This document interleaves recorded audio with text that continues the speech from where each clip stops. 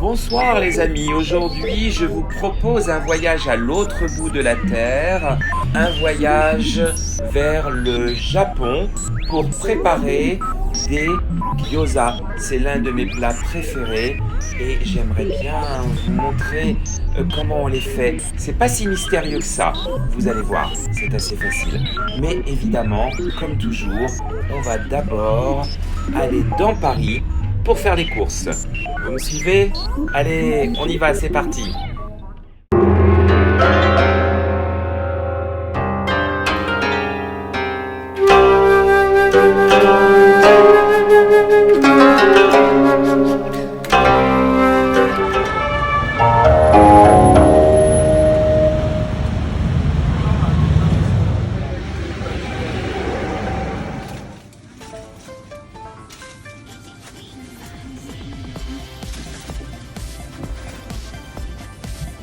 On va prendre un peu d'huile de sésame. Je vais prendre également un peu de saké pour la cuisine.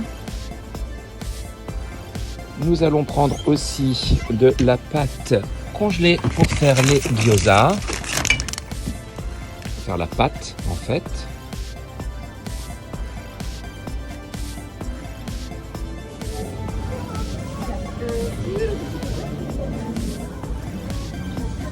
De la ciboulette, également du chou chinois et finalement un petit peu de gingembre frais.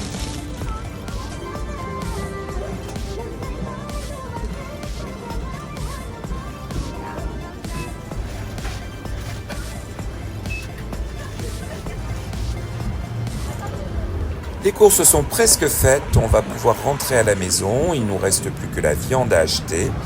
Évidemment, on va rentrer par le chemin des écoliers, ce sera très agréable, mais de toute façon, on n'a pas le choix, il n'y a pas un seul métro qui fonctionne. Allez, on prend son courage à deux mains.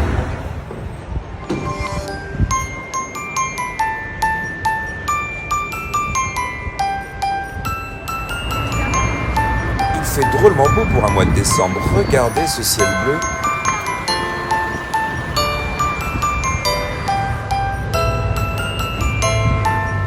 Je suis la majorette du Poirio.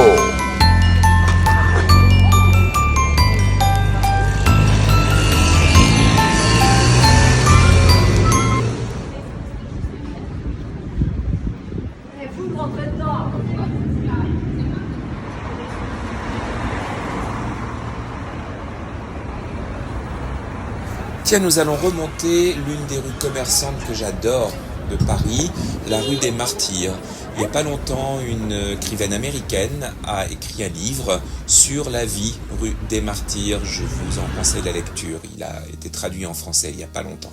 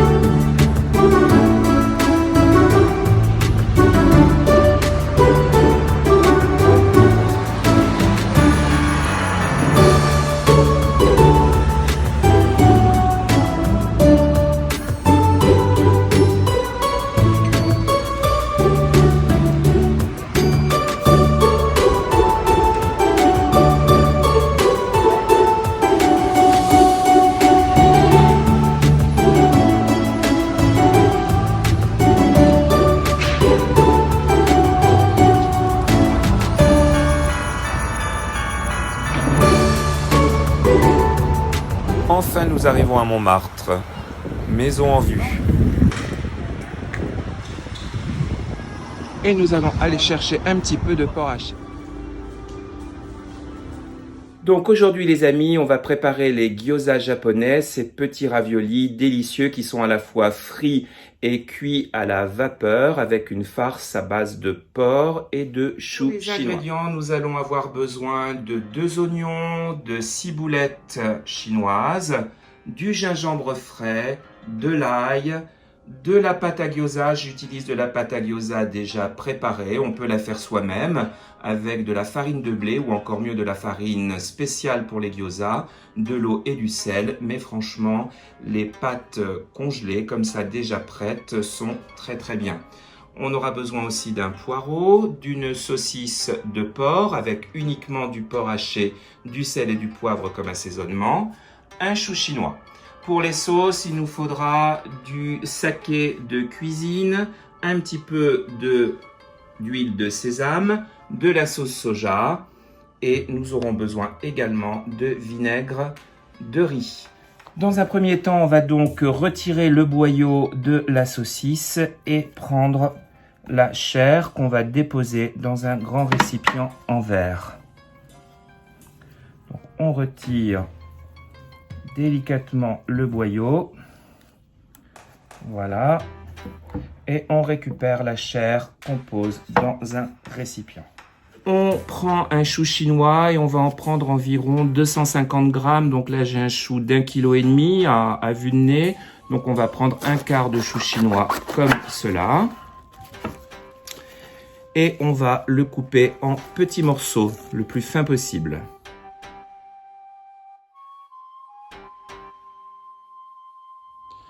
Maintenant que le chou est coupé en tout petits morceaux, on va tout simplement le mettre avec la chair de porc, le porc haché.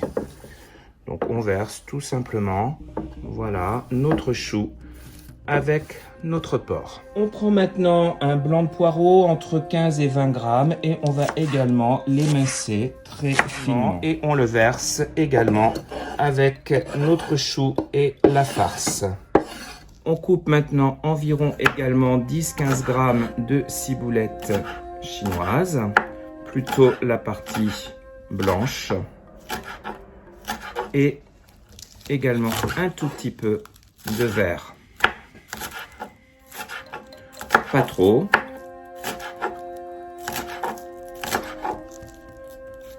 Voilà, cette quantité environ. On hache également la ciboulette.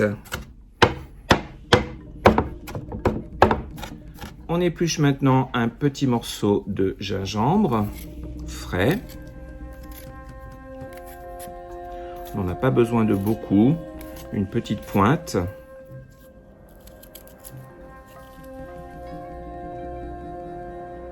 On va ajouter également une gousse d'ail. Et on l'ajoute aussi à notre préparation. Maintenant, un oignon.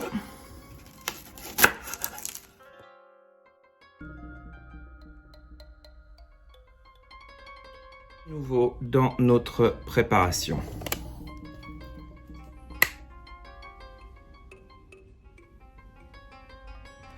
Maintenant à cette préparation, je vais ajouter une cuillère à café d'huile de sésame. Une cuillère à café de sauce soja, tout petit peu plus, et une cuillère à café également de saké de cuisine qui est légèrement sucré.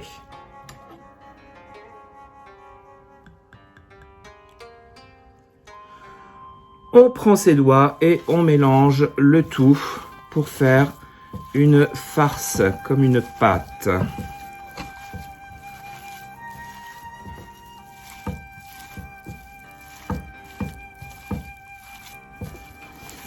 On n'hésite pas à bien amalgamer, il faut que ça fasse une pâte assez compacte où la viande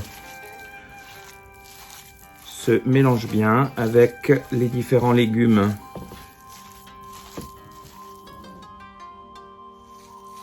Voilà, notre chair est prête. On la met au réfrigérateur, le temps de préparer la pâte à gyoza. On prend un petit bol que l'on remplit d'eau. Nous allons maintenant confectionner nos gyoza. Donc on prend un petit rond de pâte que l'on dépose sur la planche. Avec le doigt, on mouille dans l'eau et on va venir mouiller au bord comme ceci. juste un demi-cercle. Ensuite, on prend notre chair à gyoza et on en met un dé au centre du ravioli.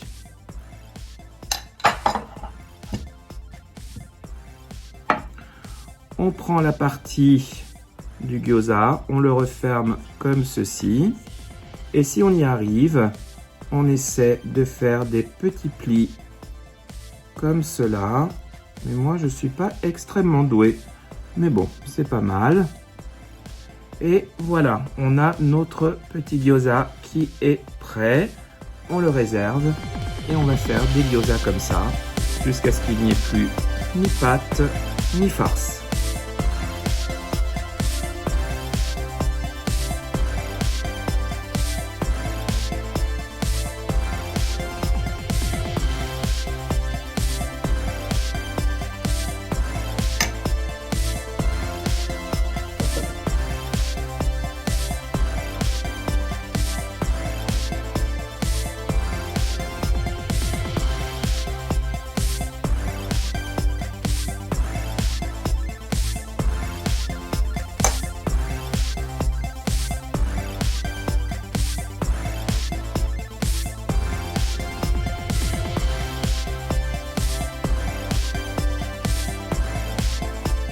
Alors une autre petite technique pour les faire qui est plus rapide, en fait je l'ai découverte en faisant, voilà c'est pas mal, c'est de mouiller en fait non pas la demi-partie du ravioli mais tout le tour du ravioli, de le prendre comme ça et de le pincer, de presser bien hermétiquement sur la planche et ensuite de faire les petits plis comme ceci. Je ne sais pas si c'est une manière très orthodoxe mais c'est beaucoup plus rapide et efficace. Et voilà, nos gyozas sont prêts, ça a pris quand même un certain temps. Et maintenant, nous allons les cuire. On choisit une poêle à fond plat avec un couvercle et on va verser dans cette poêle un petit peu d'huile végétale. Pas trop, mais quand même un petit peu, comme ceci. Et on la laisse chauffer à feu doux. Quand l'huile est chaude, on prend nos gyozas et on les dépose dans la poêle comme ceci.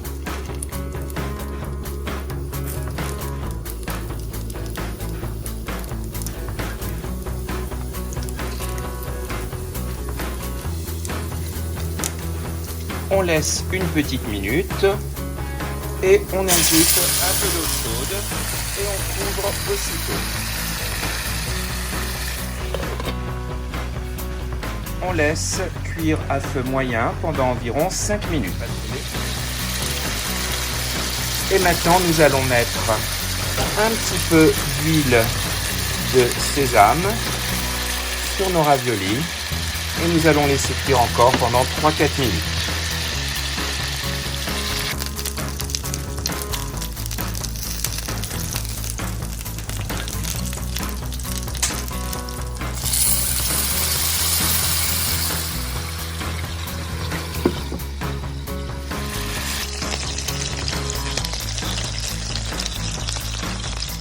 Donc pour préparer notre sauce d'accompagnement, on verse un petit peu de sauce soja et un petit peu de vinaigre de riz.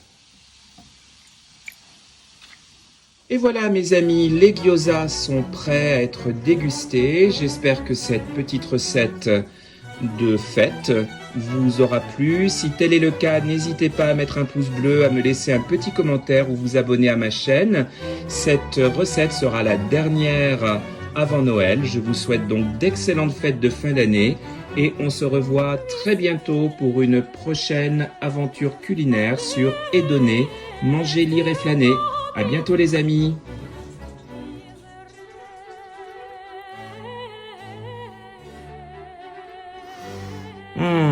Ils ont l'air succulents.